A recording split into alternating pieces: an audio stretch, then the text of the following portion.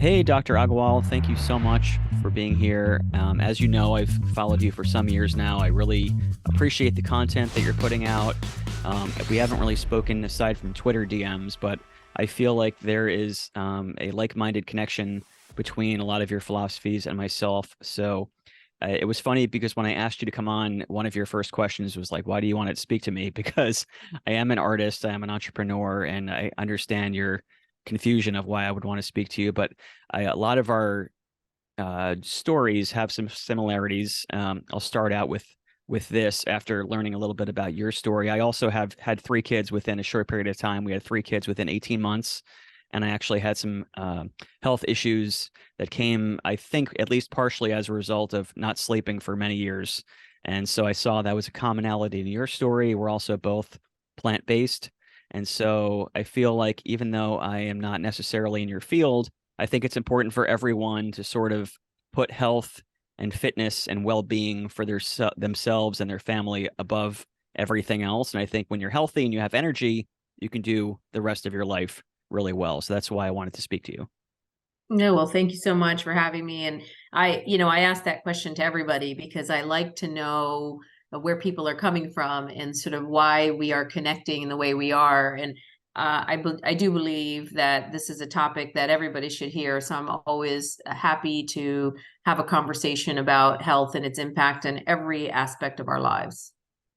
I love that. And so let's jump into it. So I think that I think I put myself in the category of a lot of people, probably a lot of your audience as well, where we don't have any necessarily medical or biologically based background, but we're sort of hobbyists. We take upon our health and our well-being, and we sort of are vigilant, and we're in the do your own research sort of category of life.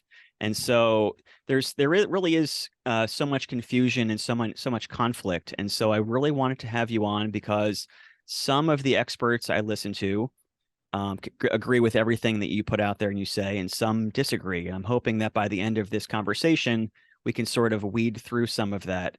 And so we'll start here. You're a preventative cardiologist. I guess let's explain for everyone listening, maybe even myself, what is the difference? Because I've been to a regular cardiologist, I've had the stress test done and all that kind of stuff. So how are you different? Okay, so I'm different because I'm awesome. No, I'm just kidding. You're not So kidding.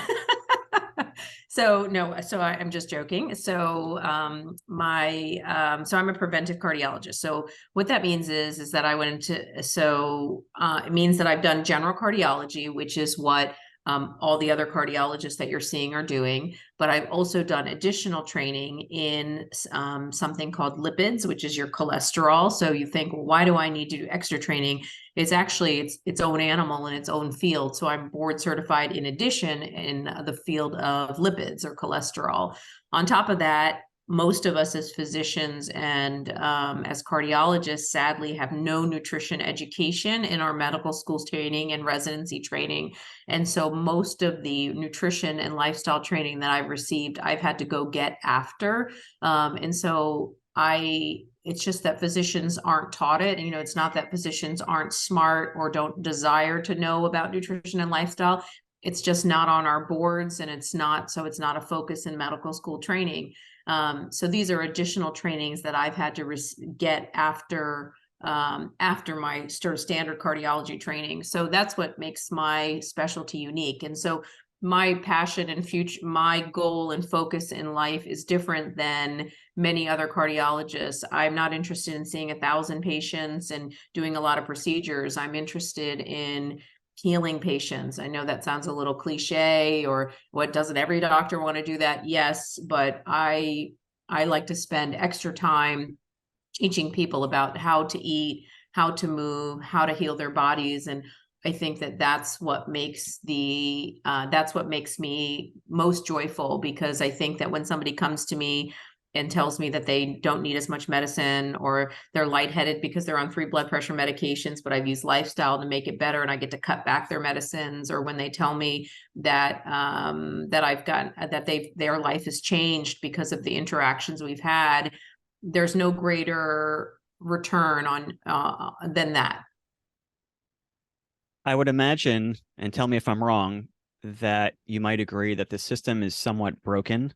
And I'm kind of wondering from your perspective how we could fix that. And then also, I would imagine, again, I could be completely wrong, but someone in your field where you're focusing more on preventative, would that sort of fall into the more elective sort of realm of medicine where you're not necessarily dealing with acute issues, but preventative issues? And would insurance cover what you're doing for people that are listening? So there's so many fundamental problems with our healthcare system, and our focus now and the way insurance reimburses at this time is based on acuity-based care. So in other words, if you come in and have a heart attack, and you go to the hospital and you get admitted, you require a stent procedure, you need procedure, you get admitted to the ICU, the whole process, that's a highly lucrative process for a hospital because payers, the system is built so that the higher the acuity of the patient, the more the hospital gets reimbursed and everybody downwind gets reimbursed as well. So prevention, because by nature is not acuity or acute-based medicine, is not as well reimbursed. And so that's always a struggle for physicians as well, because and for hospitals as well, to focus on things that don't cost or don't benefit them as much. And so, one of the things that I really spend time focusing on when I work with hospital systems, which I do work with many of them, is the focus on value-based care versus acuity-based care. And that's taking some time to change over, but people are demanding it now. So consumers, as they start demanding more value-based care, they're starting to change, the payers are starting to change their offerings. And those offerings are starting to offer things like exercise programs, massage therapy, stress reduction, and some of those things are starting to come into that value-based model, which is then going to eventually affect change. The sad part is that most people in that 20 to 50-year-old range are not getting the benefit of value-based care. And it's something that we as consumers have to demand, unfortunately. There are many areas that I like to talk about in this space, but implementing change is so immense when it comes to this topic. And so I think that what I've come to at this point is that the best thing to do for the consumer is to demand it of their insurers, find insurers that support value-based care. And they are out there and they're slowly changing. And that I think will change that will turn the needle. I'm wondering if you could sort of help people listening, including myself, to start to dispel some of the myths around the medical system, but also how doctors treat patients. You mentioned earlier about how most doctors get no nutritional training whatsoever. And I'm asking this question with the intention of some of the people in my life, friends, family, who I love very much, who some of them rely deeply on whatever the doctor says I'll do. And most people, I don't think, don't have an obsessive brain like me, for better or worse. And I sort of am very vigilant and very into reading up on things and following along. Most people are not. Most people just do whatever the doctor says. And then there's the other side of the spectrum, which we all have friends and family like this. Don't believe anything. Don't believe every doctor's full of, whatever, what. And they don't believe, they think everyone's out to get you. Somewhere in the middle, I'd imagine, is some sort of happy medium. How do people navigate that when you have such loud extremes on both sides? Yeah, certainly a very challenging issue. So, I think that there should be a faith that comes between a doctor-patient relationship. I take that relationship very seriously. And I want people to use me as a resource to say, this is what I should or shouldn't do. And patients should and expect that relationship and should get that relationship.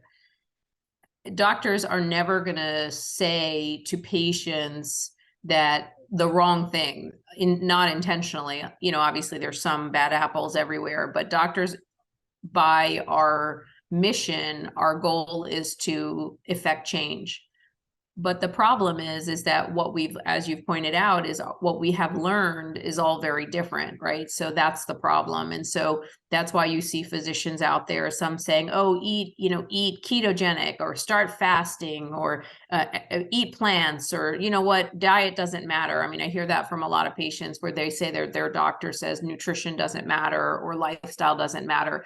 And that's painful. And so you hear those things a lot, and it's because that's the way they were trained. And so it's very difficult for patients to sort of take that leap of faith, and for some people to say, well, gosh, maybe my doctor doesn't know everything. And doctors have that beautiful, it's so beautiful, right, that patients have so much faith in their physicians.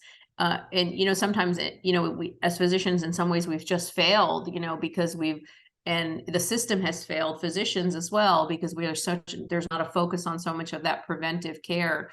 The other side of it, though, is also very complicated, because there are the people who say that their doctors don't know anything, and that's also not true and fair. And so a lot of people are going out and using Dr. Google to make decisions for their healthcare, and that makes me very nervous, because I can truly look on Google for almost every single illness and find a pro and a con for every single problem or every single medicine. And so people will come in and say, hey, look at these things I found, why statins are bad, or aspirin is bad, or why I shouldn't do this or that. But I could easily show them 10 things the other way, but that's why Google can be very difficult. So I agree with you that there has got to be a happy medium. And what I often suggest to patients is do your research on your physicians, and try to find people that are reputable, that have been well trained, that have focused on other components of healing other than sort of traditional medicine. But then also making sure that they are reliable, that they do research, that they've written in this space, and you're going to get a really good physician that way who's very well rounded.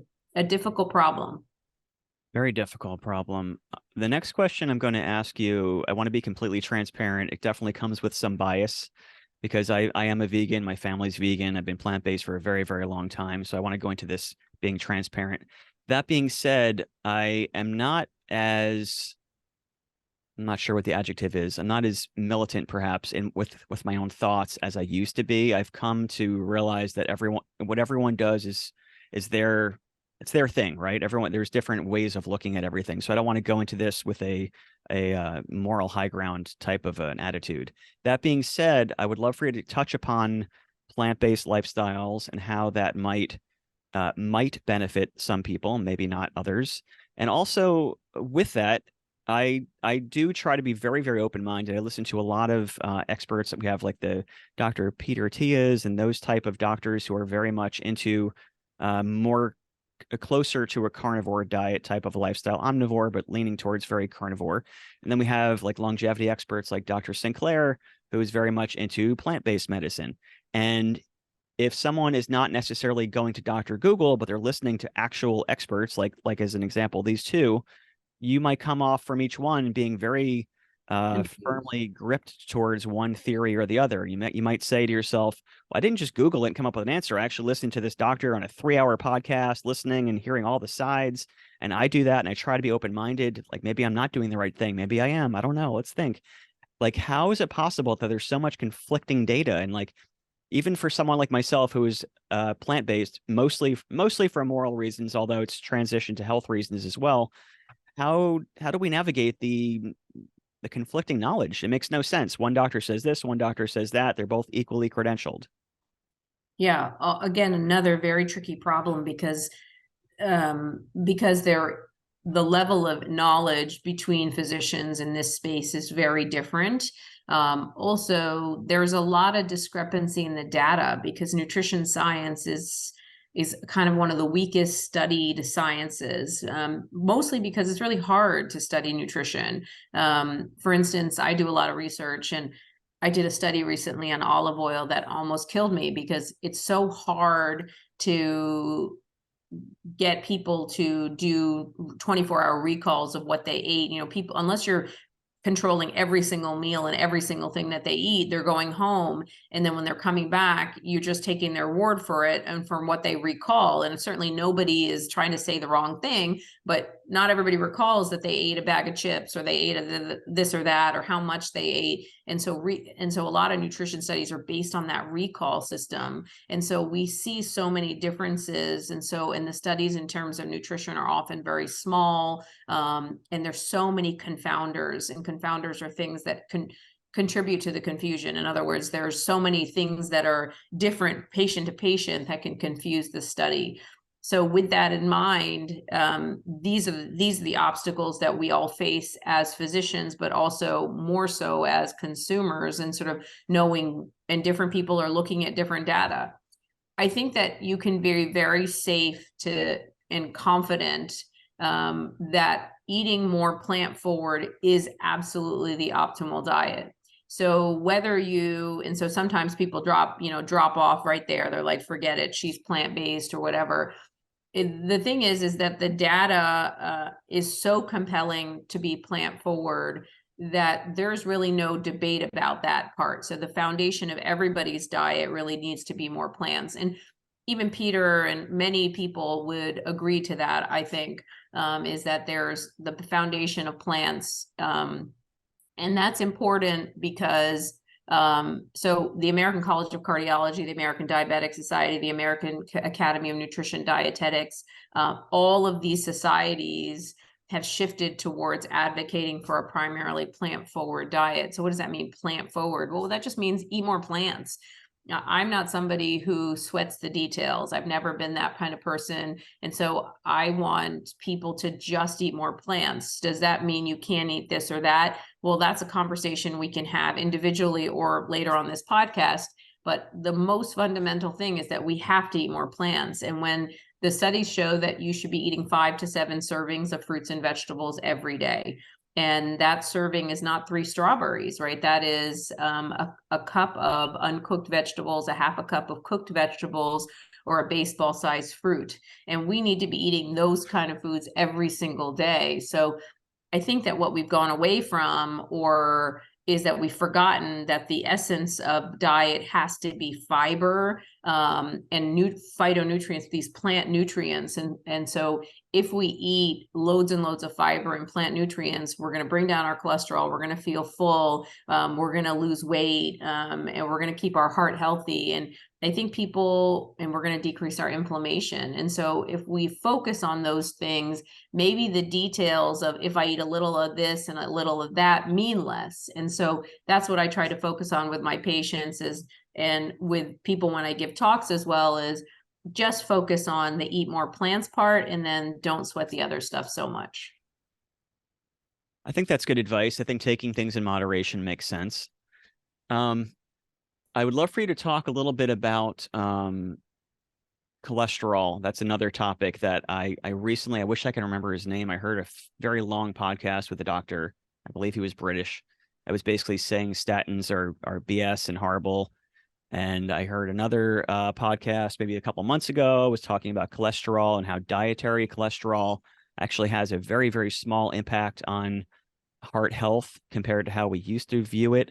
So again, that falls into the category of I consider myself someone that's rather on top of things, and I'm still coming away from those conversations like, I don't know what to believe anymore. What's your thoughts on those?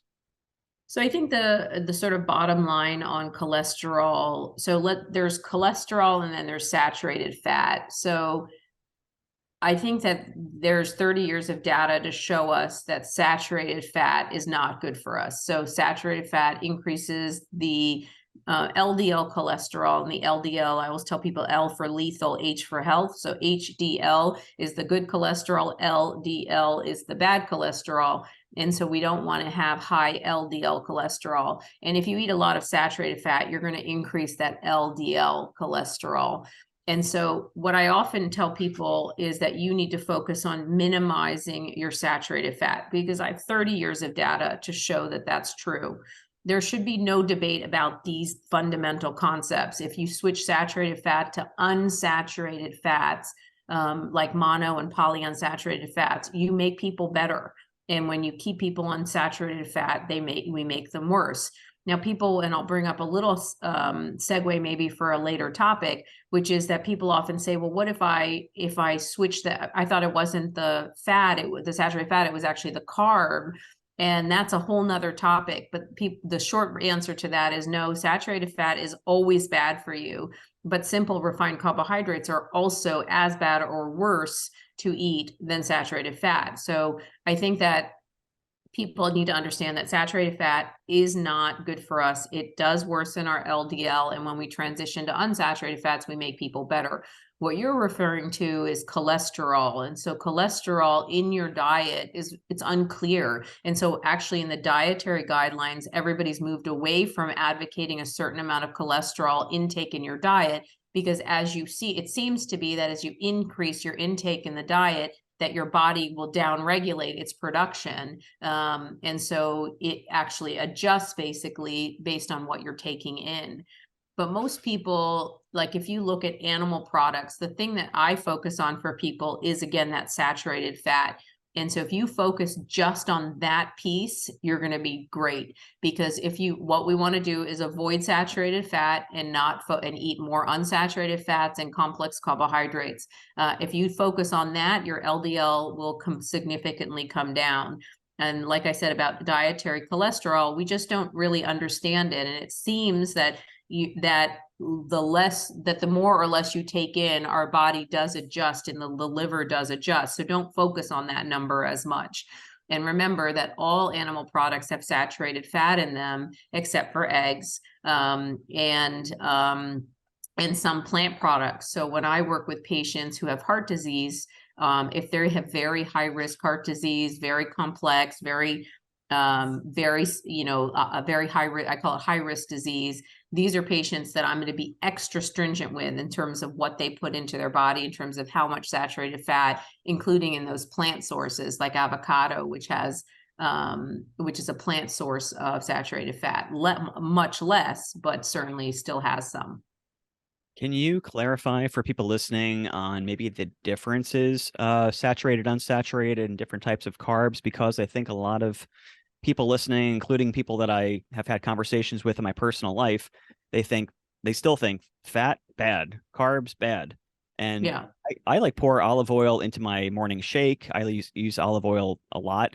I think I know somewhat the difference, but I'd love to hear your thoughts, and also how, if you could talk about eggs a little more, because that, even though I'm a vegan, that's something that I've been on the fence about how I feel about it, because my wife and I were talking that from a moral standpoint, if you get eggs from like a free range farm, they take care of the chickens, they're not being a-holes to the chickens and sticking them in cages. Like, is that so bad? Like, we had a moral conversation one time and we're like, well, maybe that's not so bad. So I'd love to know, like, health wise, and for people listening also, what about fish? Because I know like Dr. Sinclair and Dr. Walter Longo, I read his book. It was fantastic. He talks about some benefit of seafood.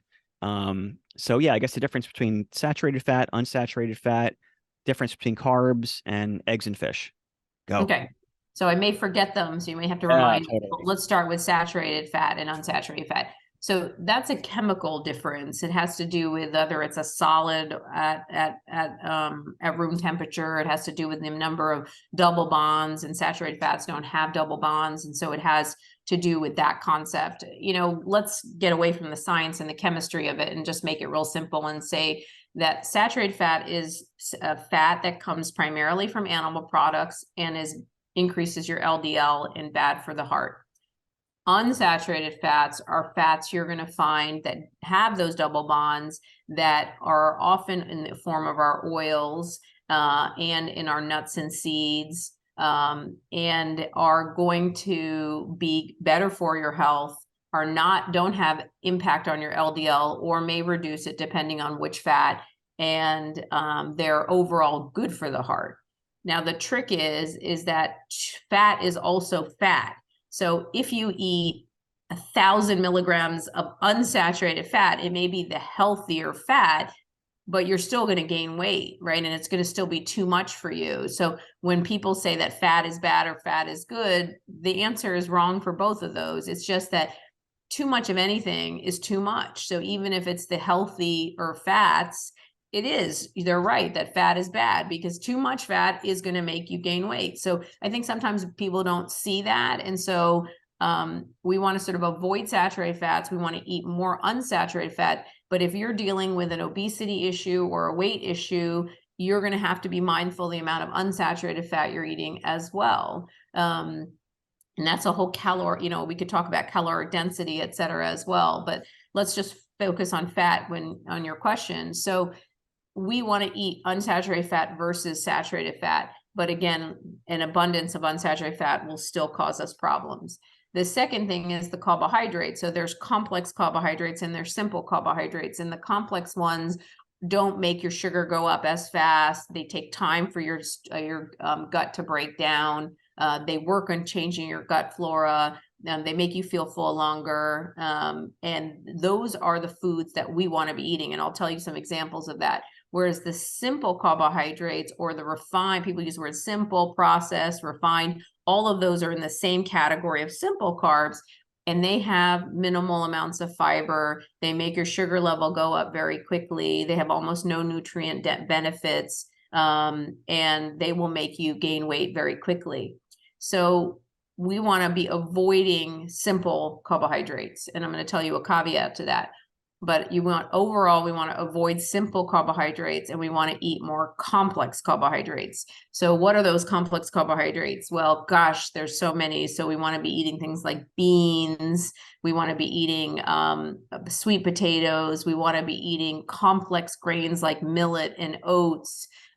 These are complex foods and complex carbohydrates. So these are good carbohydrates to eat. So when carb has gotten such a bad rap, but it's because of the simple carbohydrate and those refined carbs, which is things like candies and sugar sweetened beverages and sodas. And like people love, and I hate to bag the naked drink, but the naked drink is something people always think they're eating for their health, but there's like 60 grams of sugar in a naked drink, because you've taken away so much of the fiber and all the benefits, and you pureed yes, you've used vegetables, but it's mostly just the sugars that are left. And so we want to avoid foods like that. So candies, juices, sugar sweetened beverages and sodas, your crackers and your chips, your cookies and your cakes, those are all very simple foods, and we want to avoid those, whereas we want to eat the more complex. The only caveat to that is fruits, because fruits are considered more simple carbohydrates, but they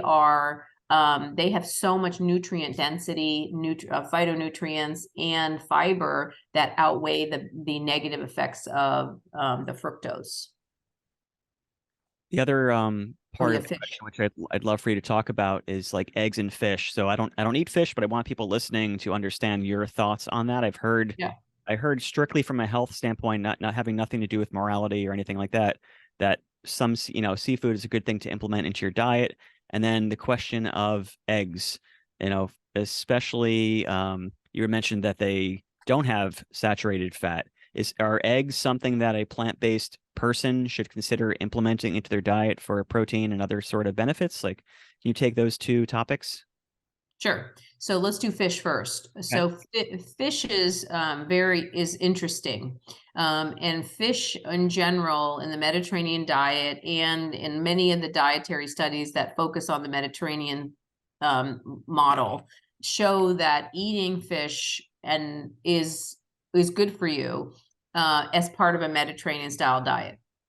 So what does that actually mean? Well, it appears that foods like the high fat fish, like omega-3 fatty acid rich fish. So those fatty fish are things like salmon, tuna, bluefish. These are high fat fish that are high in omega-3. That's not fish like most Americans are eating, like tilapia and sea bass and those kind of things, which are not as high in omega-3. But it seems that the fish that are higher in omega-3, like salmon, are healthier for you. They are higher in omega-3 and probably are fine to eat and I have a lot of my patients are willing to give up a lot of the animal products. And I say, well, just keep your fish, because of all the animal products, I think fish is probably the healthiest one, with some caveats. The problem with fish is that no longer is fish healthy in the sense that there's so many environmental toxins in our fish now. So that's the problem. So if you look at fish now, they are full of microplastics, PCBs, dioxins, or even then people say, well, I won't eat the wild fish, I'll eat the farm raised fish. And the problem with farm raised fish is that we're having a lot of the same problems, and we're also coloring our fish. We're using food colorings to color our salmon to make them look like salmon colored, which adds other problems and toxins to our fish. And so what I often tell patients of if you're going to eat animal products, fish is probably the healthiest of your choices, but is it worth the other problems that we're creating, which is, and what we don't fully understand, which is all the other toxins that are in our fish that we're ingesting, and what are the ramifications of microplastics and dioxins and PCBs. So that's sort of the nut of it. I mean, yes, of all your choices for your heart health, I would like you to eat fish if you're going to eat an animal product, but all these other things there, it's hard to live in America, or hard to live in the world now with the way we're destroying the environment, which is a whole nother topic. And regarding eggs, eggs are, yes, minimal to no saturated fat, but have cholesterol in them. And that cholesterol is primarily in the yolk. And so people who like to eat eggs, I often will tell them to keep just the egg white, and leave the yolk, which has the bulk of the cholesterol, because we don't fully understand that cholesterol question. And so if you eat just the white, you're getting maybe the benefit of the egg that you're looking for, without losing, without getting all that extra, without a lot of the cholesterol, et cetera, that's in the yolk. And so I think that it's not unreasonable for people to have an egg once in a while.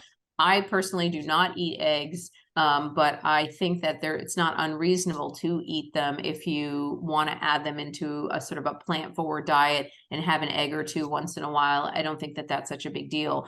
There is some egg data about some related to the gut that is negative. I think that stuff is still being fully hashed out. But I think that there's some data that shows that if you eat eggs, it can increase what we call trimethylamine N-oxide, which is a gut metabolite, which has been associated with more heart disease. So I think there is some potential negative there, but not enough yet for me to say that eggs are a hard stop. And certainly in terms of the egg white, I think that that's not unreasonable to eat. So again, it should be primarily plant forward as your foundation. And if you eat a little bit of fish and a little bit of egg white, it's probably not such a big deal, but just keep in mind some of those caveats with the ethical issues with chicken and eggs, and then of course the environmental toxins that are in our fish.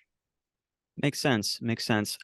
So we both agree that eating more plant forward makes sense. I know from following your content that you're more into the whole food aspect of eating a plant forward diet. Not everyone that's going to switch over, or at least in the beginning phases, when someone's going from a traditional horrible American diet, when they go to transition towards a more hippy dippy, earthy, plant-based diet, a lot of times, most of the time, they're going to swap the burger for the vegan burger, the hot dog for the vegan version, et cetera, et cetera. I feel like over the years, the more I've learned, the more I've kind of weaned myself off of those alternatives because of the health reasons that I read about. But also, I think the healthier I get, the more they sort of taste gross to me. I sort of, ugh. And so I would love your thoughts on that, because there's a lot of mixed science on that. Like, is it better to eat a real egg that's organically grown, or is it better to eat like the Just Egg containers, which is full of canola oil? Is it better to eat once in a while a burger for someone, or is it better to eat a plant-based burger that might be full of seed oils and who knows what else? It's a hard thing to, especially, I have 3 young kids. My daughter's 9, my twin boys are 8. They eat incredibly healthy. That being said, in the summer, like to have a barbecue, we'll have, vegan burgers or things like that. And just to get kids to eat enough protein is obviously very important. So it's like, how do you balance that, especially for people listening that are like, all right, I listen to this doctor. She sounds like she's smart. I'll add some more vegan stuff. But then you hear the science on the meat alternatives and the seed oils, and you're like, oh my God, what do I believe? I don't know. Yeah. Good question. So, as you know, I have 3 kids as well that I raise plant-based.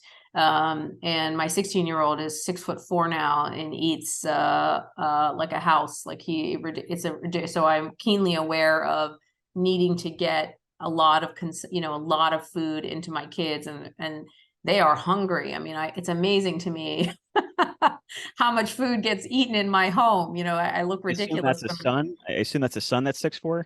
Yeah, my son is 6'4". My daughter is 5'7", and who's 14, and my 12-year-old is almost my height at 5'6", and is projected to be 5'10". So My twin boys are completely obsessed with basketball, so for them to be 6'4" is like a dream come true. And I try to explain genetics to them because I'm fairly short. I'm 5'7", and I'm like, look, guys, your best chance, just keep eating a lot of protein, eat healthy. Like maybe you can push your genetics to the edge, but like you're probably not going to be 6'4".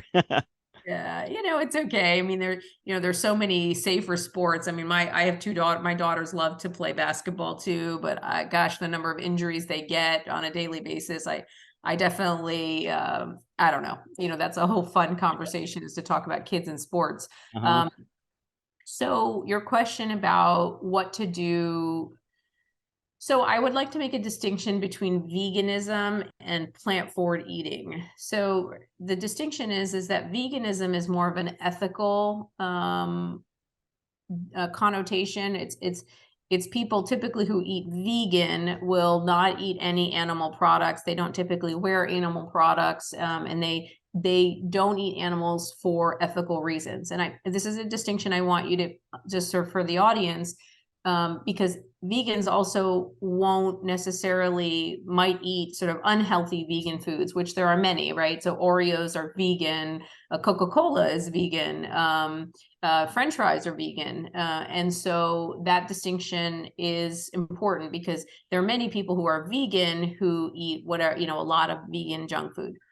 And then people who, when I say I want them to eat whole foods and plant forward, I'm talking about for their heart health. So, and for their overall body health. And as you know, I have rheumatoid arthritis. And so I'm very keen on watching things that are inflammatory. So eating whole foods are anti-inflammatory, high fiber foods are anti-inflammatory. So this is what I focus on with my patients. So if somebody's listening to this and they say, well, maybe I should eat more plant foods. Wait, what is she saying about these meat-based alternatives? I would say I like them as transition meals. So there are a lot of people that love a hamburger. And so like you said, I like the idea on a summer day to have a barbecue and have a burger. I want to have an option, then have that option. It's not that these vegan burgers are healthy.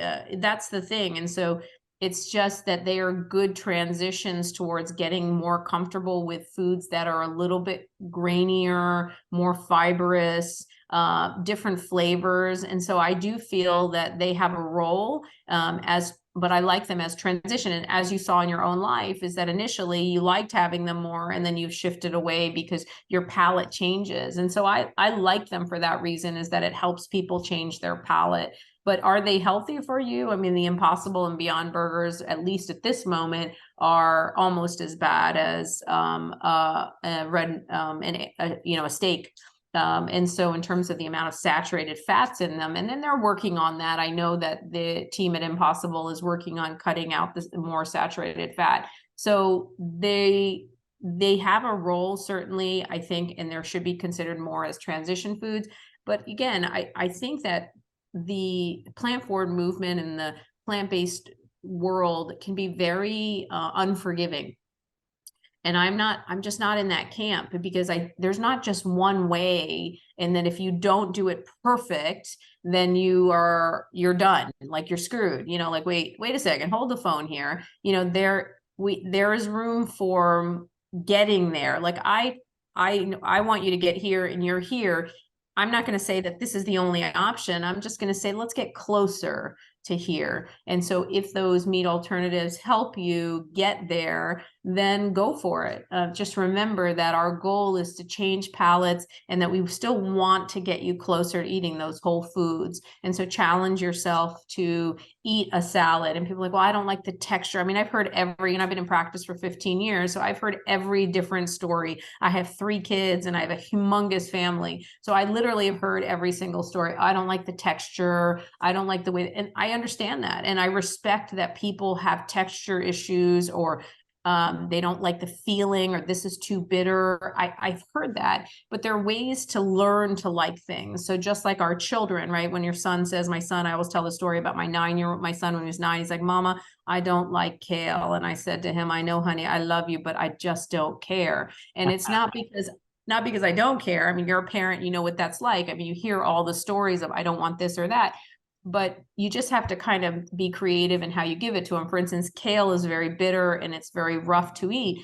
But if you actually add lemon juice or hummus or some sort of avocado, which are fat, so fats and acid actually break down the cell walls and they actually make it softer and more palatable to eat. And people don't realize that. That's often why people add oil to their salad, because it's oil and vinegar. That oil helps break down and soften the salad because it breaks down the cell walls. But you can actually achieve that from avocado. You can achieve that from lemon. And so often I will change the way I use the kale, or I'll chop it really fine and I'll put it into lentils. And so they start developing a taste for those things. And so, you know, I always tell patients, allow yourself the benefit to know that you can do this, but forgive yourself for when you're not perfect. And I certainly do. Like, we're all make mistakes or are working on a goal, and you know, we're not going to do perfect on everything, but be willing to try. Take one step. Yeah, you may go backward a little bit, but just keep trying to go forward and it'll be okay and you'll get better. You have to eat more plant forward. You have to. It is better for your health. You have to do it. If I just talk about the health, you have to do it. You'll be thinner, you'll be stronger, your heart health will be better, your inflammation will be better. It's the future. I completely agree, but I am biased. And that being said, I would love to know if you have heard podcasts, spoken to other doctors that disagree with you, and maybe if you've come away from those with enough enough of an oppositional view, would you be willing to now sort of steelman the argument against what you're saying? Or is there one? Is there an argument that people listening that are so rigid in their ways, could you present their opposition if they were here to speak to you, and then Sure. perhaps rebut that? Yeah. So, you know, I do a lot of talks. I do a lot of grand rounds at medical schools, and I hear at different centers. So I heard a lot. Probably there's something somebody's going to say to me that I'm going to be like, whoa, I haven't heard that one. Yeah. But I often in my own slide sets present the ketogenic diet, which is maybe the opposite. So ketogenic diet is extremely low carbohydrate, you know, whether you do paleo, which is higher in the protein versus fat, depending on paleo versus keto, but we'll put those maybe on one side, plant diet, and we'll put keto and maybe paleo, but really just let's use keto because they're probably the most opposing. So people who are going to eat this keto, because I gave a talk actually yesterday, and it was funny as people were listening, and there's a guy walking by, and he was kind of like walking by, and he's like, "Wait, did you just say?" And he wasn't in the talk, and he just sort of, and it was a little disarming actually. And he's like, "Did you just say fat? I mean, red meat is the enemy." Wait a second, wait. You know, I live on red meat, and I sort of smiled, and I just said, waved and said goodbye. But so the ketogenic diet focuses on more fat, and people love that diet because they'll say, well, gosh, I can eat a hamburger and fries and cheese, or actually not the fries, but hamburger and cheese without the bun, and I can eat that 3 times a day and I'm going to do great. So the answer to the ketogenic riddle is that people say, well, I lose more weight on the ketogenic diet. People say, oh, my heart is so great on a ketogenic diet. What are you talking about, Dr. A? So the answer is that when you eat a ketogenic diet, which is extremely low carbohydrate in that 20% or less range, depending on what you subscribe to, you are getting a high amount of protein and fat, usually loads and loads of fat. And you're not the concept is that because you're not getting a lot of sugars from the carbohydrates, you're not activating insulin, and so you're not building calories into fat, and so people lose weight. So will you lose weight? Yes, you will lose weight if you eat a ketogenic diet. You will also improve your blood sugar. That is true. So that's why a lot of diabetics are like, well, I was told to be on a ketogenic diet because it'll improve my blood sugar. That's true. When you compare all of these diets, like a low fat, a ketogenic, all these types of diet in terms of weight loss, they all come out within a pound of each other. So it's not that you're going to lose more weight on a ketogenic diet, but yes, you will lose weight on a ketogenic diet and you will improve your blood sugar. However, when you look at the LDL cholesterol, that's that bad cholesterol, L-lethal bad cholesterol, there's a huge variation in the LDL in patients. And so many people their LDL cholesterol, when you eat a ketogenic diet, will go up. And that's published data. I have slides on it that show that this was studied, and the LDLs often will go up. And we know that LDL cholesterol is correlated with more heart disease. So you may get thinner, you may get to eat what you want to eat, you may improve your blood sugar, but you will not improve your heart health when you eat a ketogenic diet. So that's the counter argument for that people often like to talk to me about, is that ketogenic style diet. But that is not the optimal diet. We do not want people to eat that way. People want to eat low carb. Remember, we want you to eat low, simple carbohydrates. So I agree with all of that. Yes, cut out those simple carbohydrates. Yes, that's what I want you to do. So that's what we do want you to, but don't forget about all of the fiber that comes from complex carbohydrates, which keeps your gut flora good, which keeps your cholesterol down, which decreases inflammation, which decreases polyps in your colon. Like, you're losing all of that when you eat that ketogenic style diet. And studies have shown that the optimal number of carbohydrates in the diet per day is 50 to 55% of your diet should be carbohydrates. And again, those are those complex carbohydrates.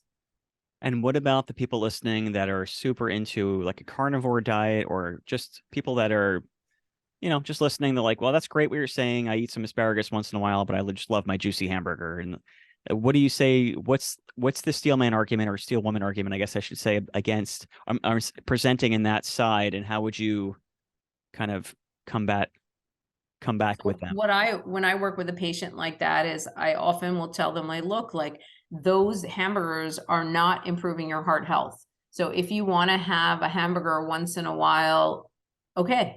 But that doesn't obviate the need to add more plants. Like, they're not mutually exclusive. So if you want to have this or that once in a while, I'm not going to sweat that, because at the fundamental, you have to eat more plants. There's just no way around that. You need the fiber. I mean, one thing that Americans are very deficient in is fiber. Nobody's pooping, and people are not having healthy bowel movements. And they're with it.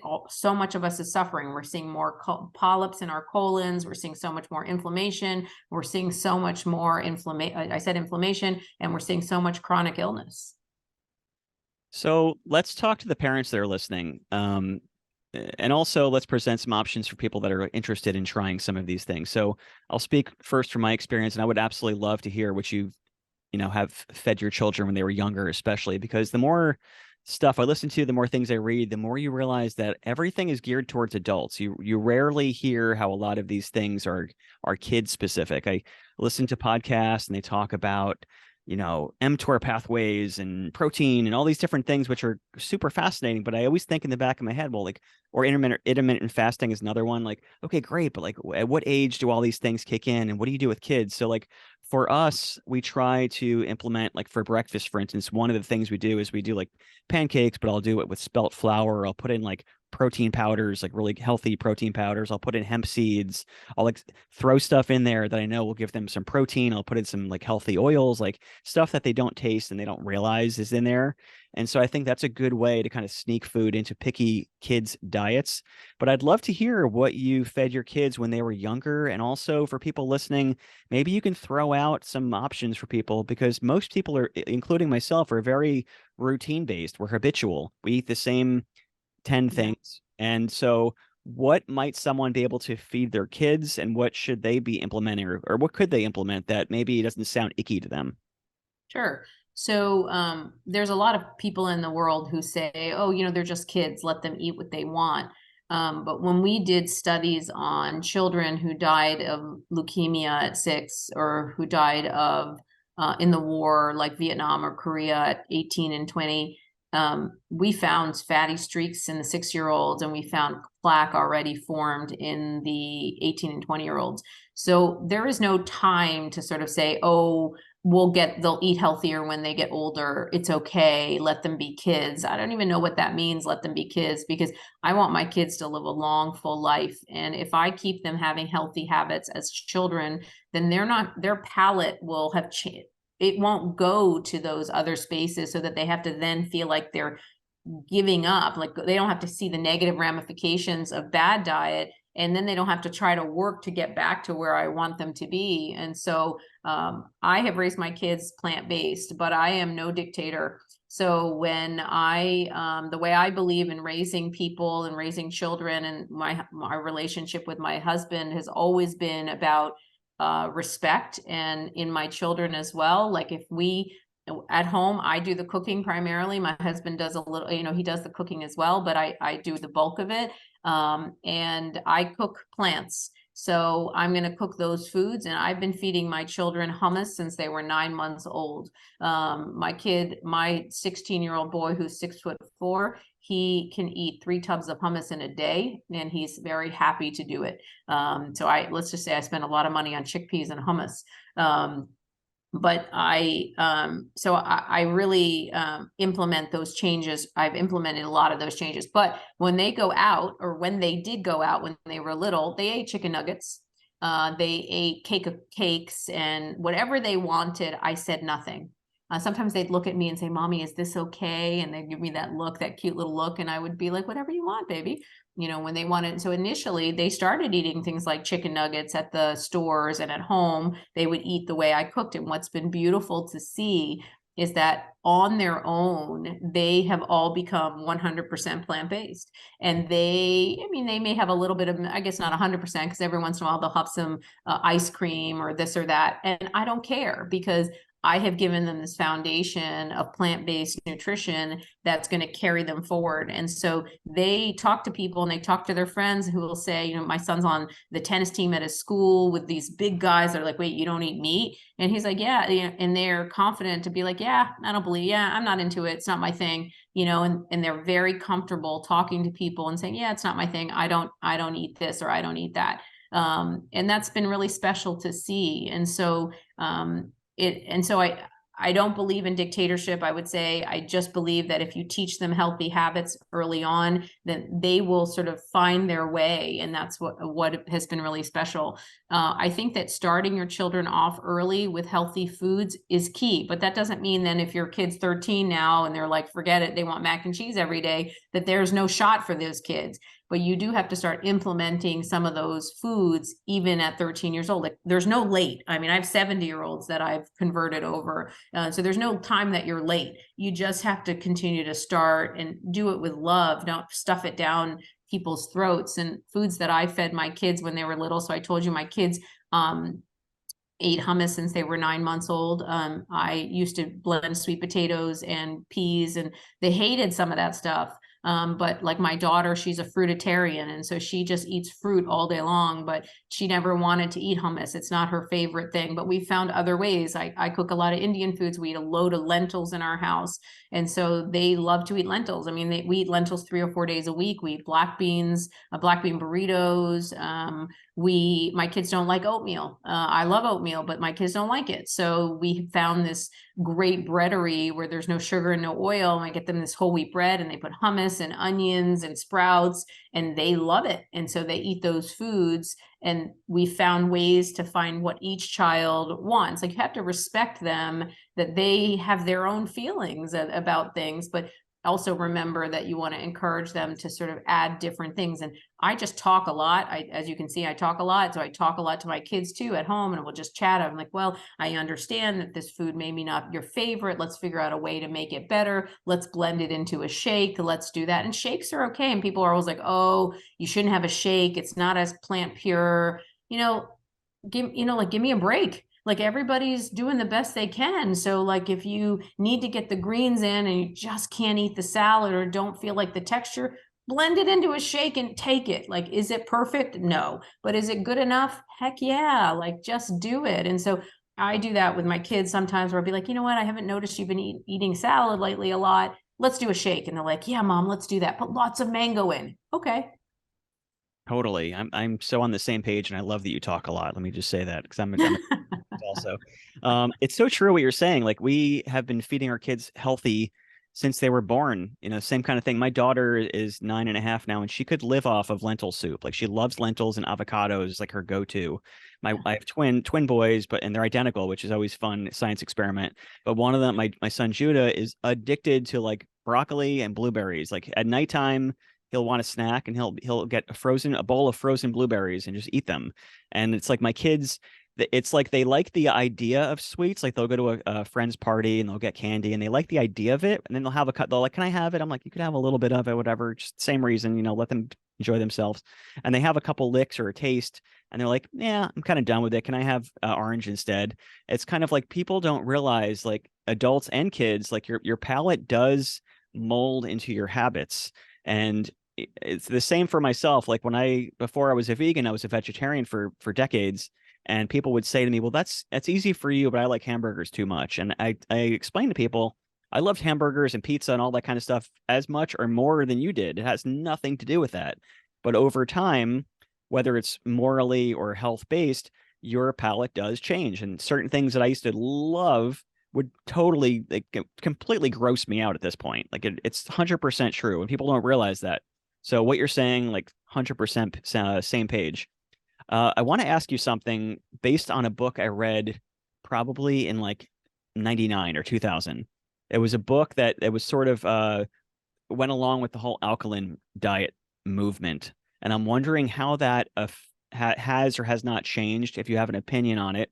A lot of the book was based on the fact that by eating certain foods that were high in acid content, that were not alkaline enough, it basically would create an acidic chemistry within your body, and the calcification or the plaque buildup in your arteries was actually your body protecting from the acidic blood. I'm probably paraphrasing. That's sort of the philosophy, and I'm wondering, is that true? Was that true? What's your thoughts on that? Yeah, I mean, I think that in general, the alkaline diet idea, I'm not sure that there's a whole lot of basis for it. I think that a lot of the things that the alkaline diet supports in terms of eating those whole foods and fruits and vegetables are absolutely correct. But I wouldn't worry so much about the acidity of your blood and the pH level. Those things I think are confusing, and they're just eat the plants and you're going to be great. And that's the benefit of the whole alkaline movement, is that they did promote more plant-based eating. So is there any truth at all to the fact, like, you're like, the actual reason, the structural reason that your body is creating like this plaque lining on your arteries? I would assume the body is doing something to help itself stay alive. What is happening structure wise? Like, why does your body do that? Why does it build plaque? Yeah, like, I would assume that, evolutionarily speaking, if your body is doing something, it probably is doing what it thinks is best. So what is the reason that our bodies do build up plaque, or do have those sort of things happen within our cardiac system? Or why is that? Yeah. Why does that happen? And what is the body trying to do when it's doing that? Well, it's a matter of excess, unfortunately. It's like your body can only do so much. And so your body, so I always like people to think about their blood vessels. They're beautiful, they're soft, and they're pink. And when you're born, they're soft and pink, and their job is to dilate open, which means open up, and then constrict, which is close. That's their job, open and close. And they have this lining on them called the endothelium, which is their job. The cells of the endothelium, that's their main job. And they are dependent on something called nitric oxide, which is what helps dilate blood vessels. And so actually some of the medications we use increase the amounts of nitric oxide in your blood, and that's how they're beneficial. And so when you have a clean system and you're not adding in a lot of saturated fats into it, your endothelium is very happy. But what happens is that when we smoke or have high blood pressure, eat so many processed foods, or have a lot of saturated fat, is it damages those endothelial cells, right? And so that's the fundamental problem, is when you damage that cell lining whose main job is to dilate blood vessels, then you are going to start the damage process. And that's the beginning of heart disease, is endothelial dysfunction, which basically just means that those wonderful cells that are out there ready to kind of open and close and make you ready are going to get damaged. And so our bodies can only process a certain amount of food and a certain amount of fat before it's like, I don't know what to do here. And it just starts damaging all the linings of all the blood vessels. And so the fundamental start of heart disease is that endothelial dysfunction. I don't know if that was clear. Yeah. Yeah, no, I just wanted to know structurally what was happening. So for someone like myself, or people listening that are like, all right, I take care of myself, I eat pretty healthy, I think that there's still always this underlying fear, because we hear in the news such and such person, the whole, anecdotal story that everyone gives as an example. So-and-so is a marathoner, dropped dead of a heart attack, blah, blah, blah. And we've heard over the past few years, I don't know if you have some sort of opinion on that, it seems like the increase of people just dropping dead that are in their 20s that are seemingly healthy has increased. Maybe it's just the media telling us more about it. It seems as though that's happened. But whether or not that anecdotal evidence is true or not, that the increase of sort of sudden death of young people is true or not, whether that's true or not, there's still always the fear within people of like, even though I'm taking care of myself, there's always like the what if, like Russian roulette of life, where you could do everything right and still, you're out. Do you have thoughts on those topics? Yeah, so sometimes that's the reason for people to do that YOLO thing, right? You only live once, or, like, let's just live it up, because you never know when your number is going to be. And so they'll say, oh, that's, look at so-and-so, he was so healthy and he just dropped dead, right? So that's the classic story we all hear.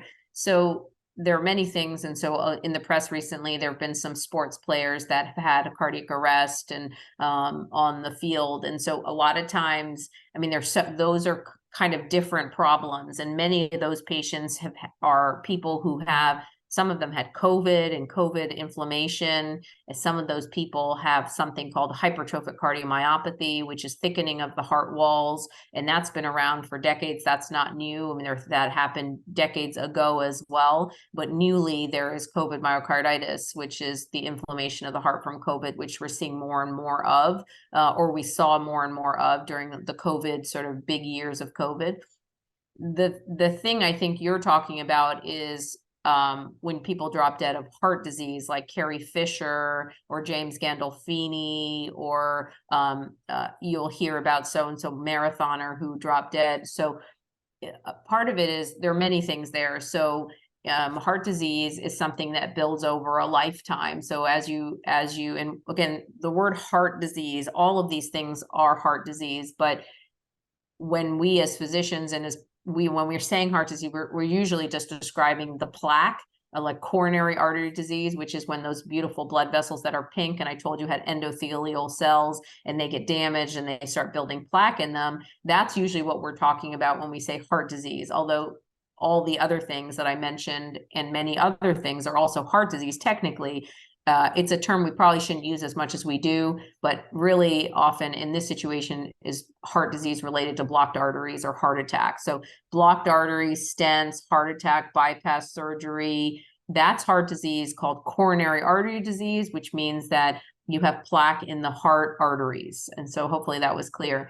So when you're thinking about people like Carrie Fisher, James Gandolfini, what happened is those people, build plaque over time. And so if you look at most 50-year-olds, not most, but a decent proportion of 50-year-olds or 60-year-olds, make them 60, they're going to already have some plaque formation in their heart.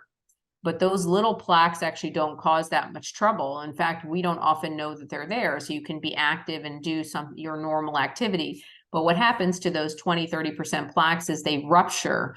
So they aren't building up over time. So, there's one way to build a plaque, which is you have a little plaque and then it builds up over time and it eventually closes off the vessel and you start having chest pain because there's no blood flow. The second way to have a heart attack is that acute heart attack, which is what you're describing, that the person was just going and then dropped dead. And that's when they have little plaques in their heart like this. And then something irritates this little plaque that's sitting there and it ruptures and it causes an acute rupture and closes off. And that causes the sudden death syndrome, which is what you're describing. And we see that these small plaques that rupture, that is due to inflammation. And that's the fundamental problem is that what causes inflammation for each person is different.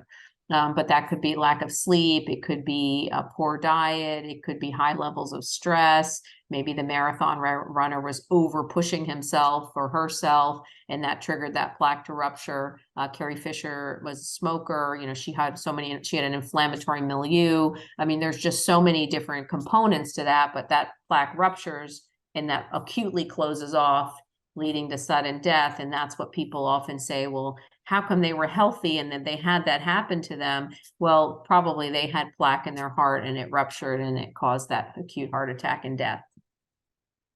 Do you have an opinion, or are you even willing to offer an opinion on the whole controversy of like the vaccine, the COVID situation? Like, do you have thoughts, and do you have thoughts that you'd be willing to share on that sort of controversy, that since a lot of people have gotten vaccinated or a lot of people have just gotten COVID, does that potentially have an impact on some of the things we're seeing in the news? Because a lot of people are talking about that.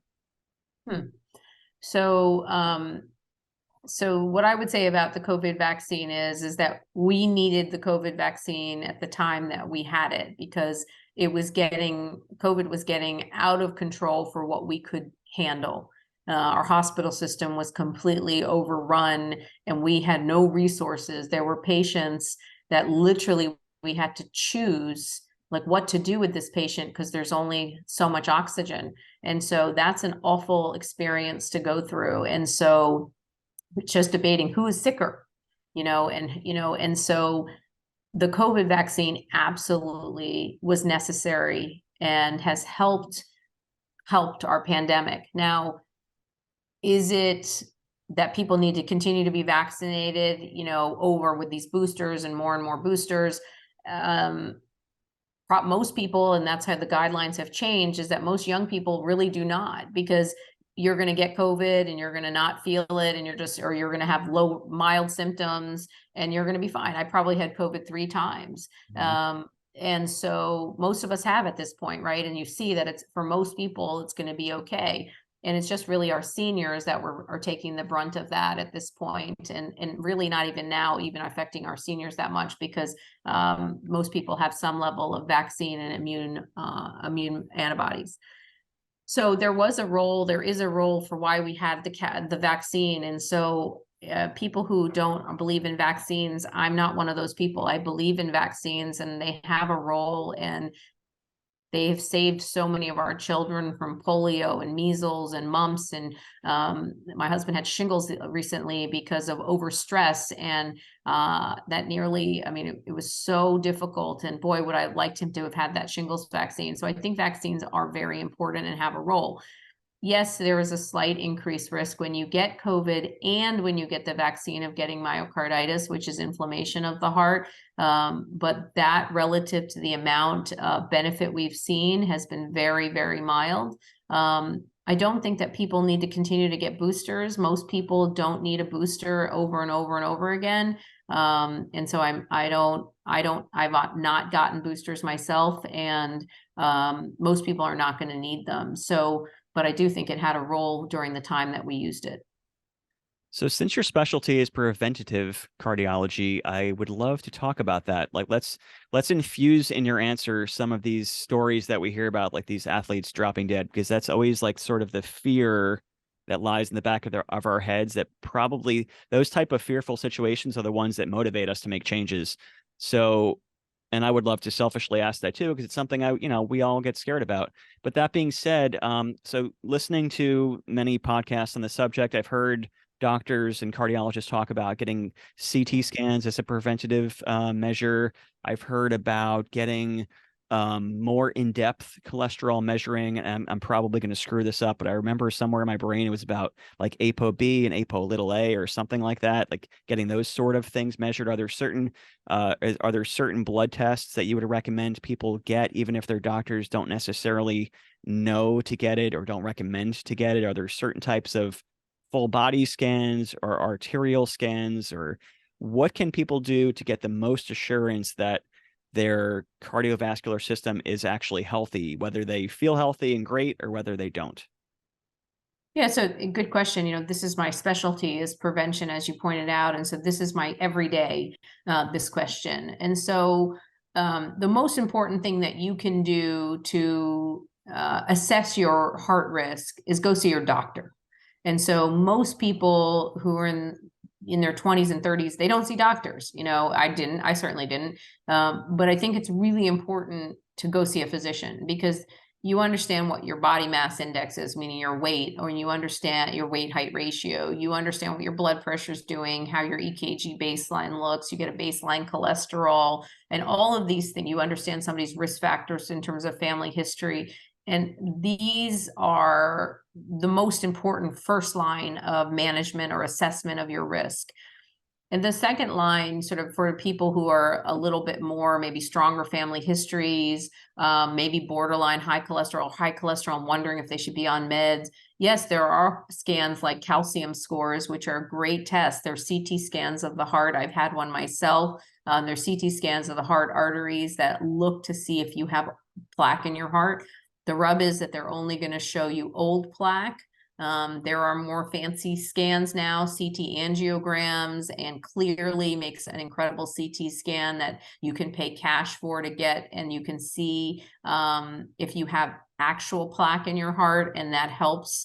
They don't come without risks. You're getting radiation, you're getting dye, but if you have normal kidneys and you're not somebody who's been radiated a lot, getting a CT scan is not unreasonable to assess your risk.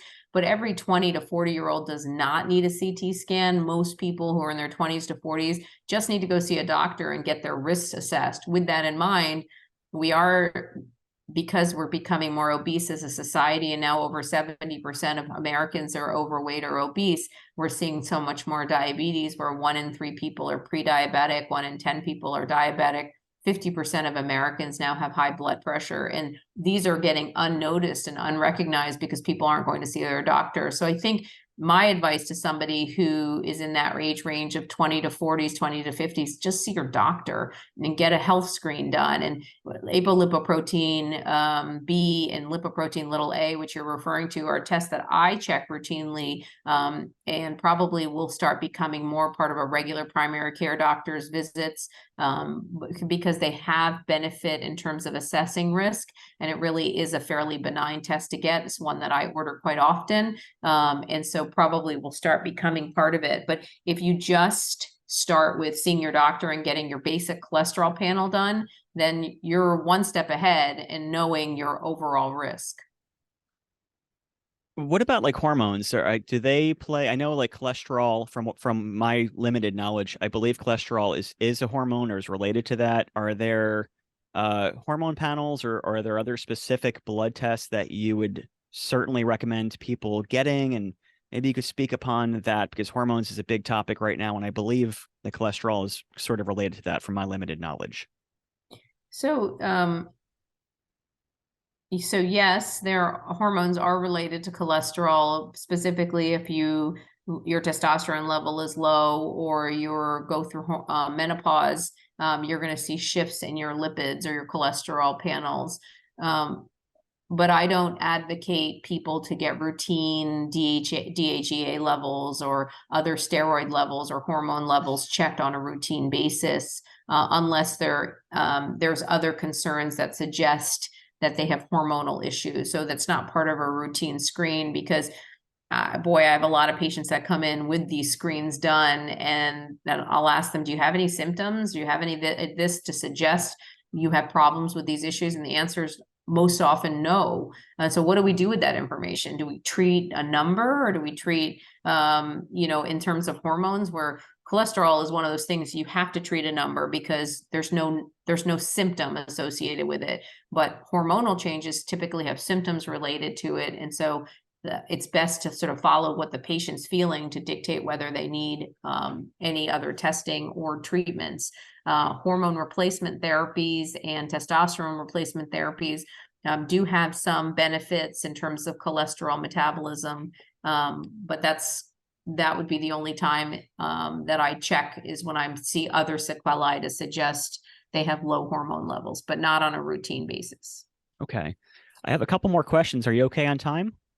I have about 10 more minutes. Okay, I'll try to wrap up in 5. How about that? Okay, great. I would absolutely love for you to talk about your daily routine, including the importance of sleep and exercise, since exercise is obviously a major part of cardiovascular health.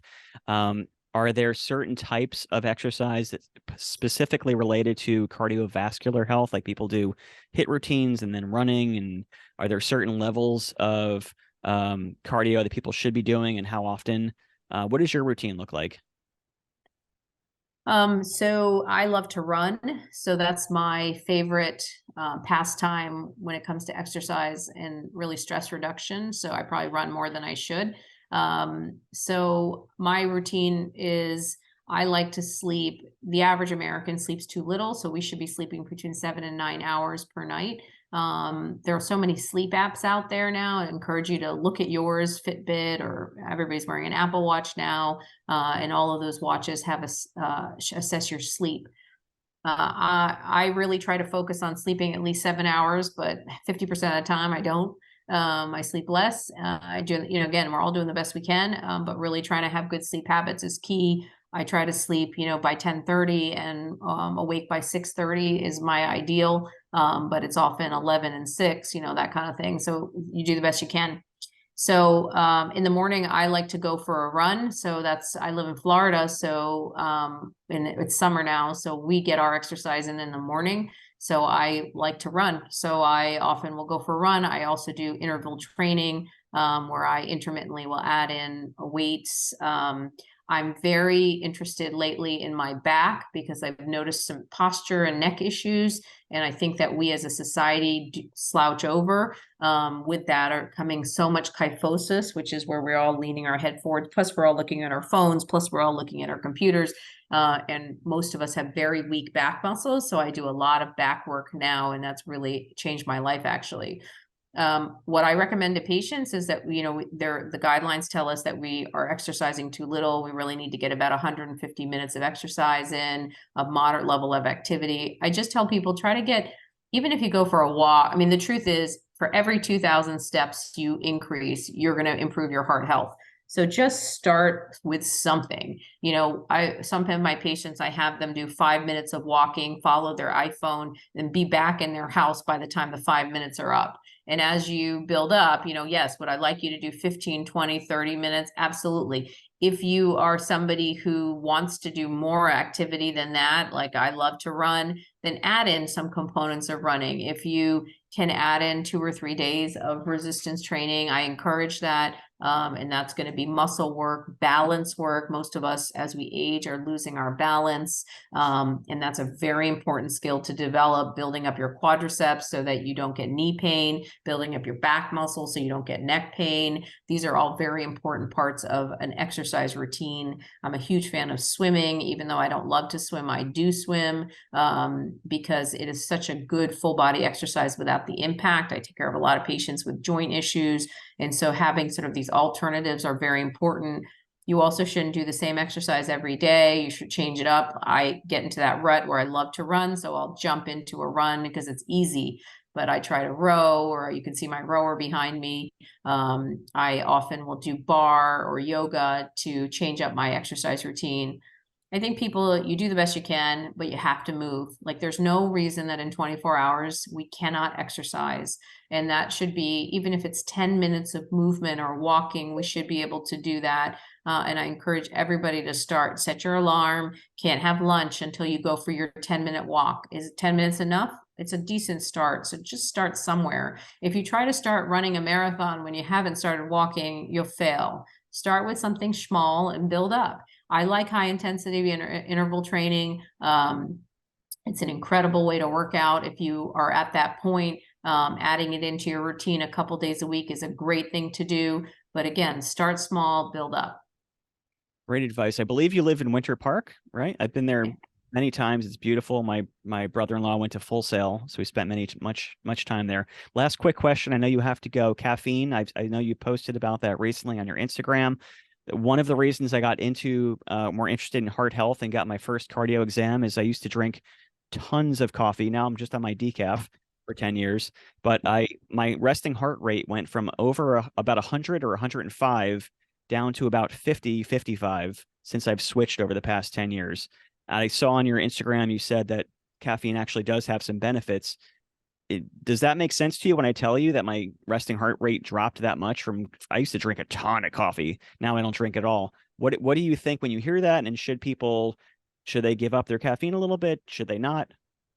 So it depends. Everybody's different. The data I think that you're referring to from the Instagram is on coffee. So coffee and tea in general, unadulterated, has a significant amount of health benefits. So what we do to it is we mess it up, right? We add sugar, we add milk and creams, which are all destroying the benefits of those products. The polyphenol content, the antioxidants, all the data shows that green tea, coffee have beneficial effects, but they are stimulants. And so they are going to make your heart rate go up. And so I have a lot of patients who love to drink coffee, but if you don't drink coffee and then one day you start drinking 4 cups, your heart rate is going to increase.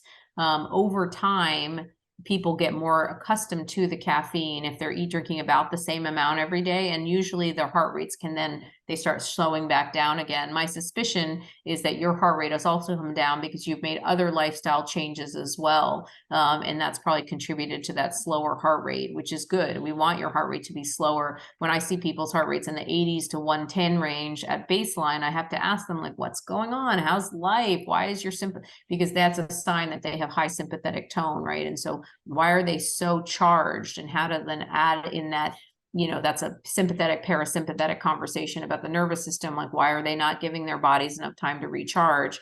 Because your heart rate really should be lower. Now, it doesn't have to be in the 50s, but certainly we want it to be in the 70s at least, or maybe the early 80s for at rest. Because those are sort of suggestions to me that people are giving their bodies time to recharge. So I'm not anti-caffeine. I like to drink some green tea. I don't drink decaf, but there's no harm in drinking decaffeinated drinks, but there's also not harm in drinking caffeinated teas. And you just really have to listen to your body. If your body is telling you that the heart rates are going up, you're feeling palpitations when you drink those foods, you got to listen and say, gosh, and you can't say, well, gosh, it says that coffee's not my problem. Well, it is your problem then, maybe, though, right? Because if it affects you a certain way, then it's your problem. So you just cut it back. I mean, there is not one thing for everybody, and you have to really listen to what things your body doesn't agree to and what it does agree to, and make change. Awesome. Dr. Aggarwal, thank you so much for making time to talk to me. I appreciate it. I learned a lot. I hope everyone listening did as well. Can you tell everyone where they can find you, and if there's any books or other types of things that you'd like to push out there into the world? Yeah, so thank you so much for having me. I have a website. It's just drmonica.aggarwal.com.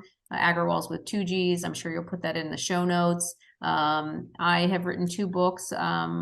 Body on Fire is the name of the book, which I'm most proud of because it really talks about inflammation and how inflammation causes illness. And then we put out a companion cookbook, which is a simple guide to cooking. And so I've gotten criticism for that book because it's not complex. It was never meant to be. It was meant to be a simple cookbook to help people get started. So those are the books, and I'm available for telehealth as well. So if you have concerns specific, you can reach out on my website, and I'd be happy to see you to help you with your medical care. Awesome. Thank you, Dr. Aggarwal. I really appreciate it so much. Yeah, my pleasure. Take care. All right, we are off. I really appreciate it so much. I've loved following you. Thank you for going Yeah, a little bit over. no problem. If you can shoot me any photos, headshots, something like that, along with any like links and bio that you want me to include, I'll make sure I put it in like an SEO optimized like blog and put it everywhere that it has to go to kind of build up the backlinks and all that kind of good SEO stuff as well. So if you can get that to me, I'll try to get this out by like within a week and a half. Sounds great. Take care. Best of luck to you, and thanks for having me on your show.